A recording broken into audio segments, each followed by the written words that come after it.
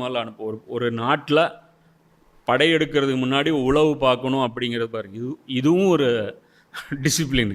இன்றைக்கி உலகம் intelligence sharing எவ்வளோ பெரிய மேட்ரு.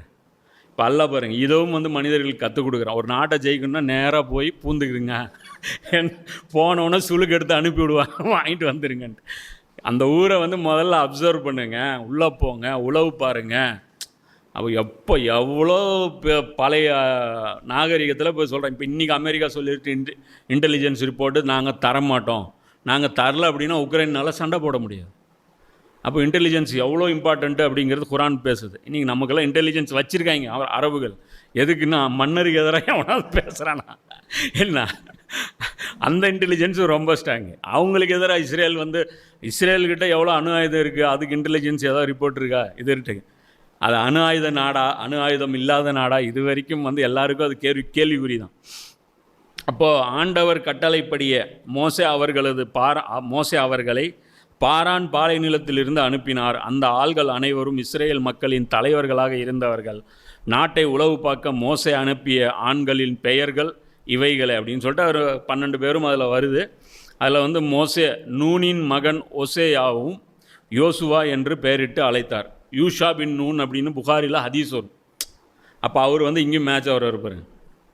புகாரில் 122வது ஹதீஸும் 3401வது ஹதீஸ்லையும் பார்த்தீங்கன்னா இது யூஷா பின் நூன். மூசா அலைஹிஸ்ஸலாம் கிலிர் அலைஹிஸ்ஸலாம் பார்க்குறதுக்கு போனாங்க இல்லையா, அப்போ கூட ட்ராவல் பண்ணவர் இவர். அப்போ அவருடைய பேரும் இதில் வருதுங்கிறதுனால அது ஒரு ரெஃபரன்ஸுக்காக சொல்கிறோம். இதே யூஷா பின் நூன் தான் இந்த நகரத்தை ஜெயிப்பார். அது முஸ்லீமில் 3595வது செய்தியாக நீங்கள் பார்க்க முடியும். அது இவருக்காக அல்லாஹ் சூரியனே நிறுத்தினான்.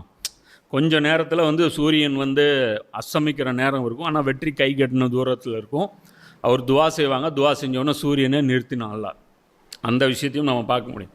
அதாவது அல்லாஹ்வுடைய வேலை நம்ம செய்யும்போது அல்லாஹ் இந்த இயற்கை விதிகளை கூட பார்த்திங்கன்னா நியதிகளை கூட அல்லாஹ் மாற்றி விட்டுருவோம். இதுதான் அல்லாமா இக்பால் சொல்கிறாரு. ஹுதி குக்கர் இத்தனா புலன், அல்லாஹ் விதி எழுதுவதற்கு முன்னாடி உன்னிடத்தில் அனுமதி கேட்பான். அதுக்கு மீனிங் என்னென்னா இதுதான். அப்போ அவர்கிட்ட கேட்டுட்டு தானே அல்லாஹ் சூரியனை நிறுத்துறதா வேண்டாமா, அவரை சுத்த விட்றதா நிறுத்துறதா, பிரேக் அடிக்கிறது எவ்வளோ பெரிய விஷயம். அது அல்லாஹ் நிறுத்துறான். கானான் நாட்டை உளவு பார்க்கும்படி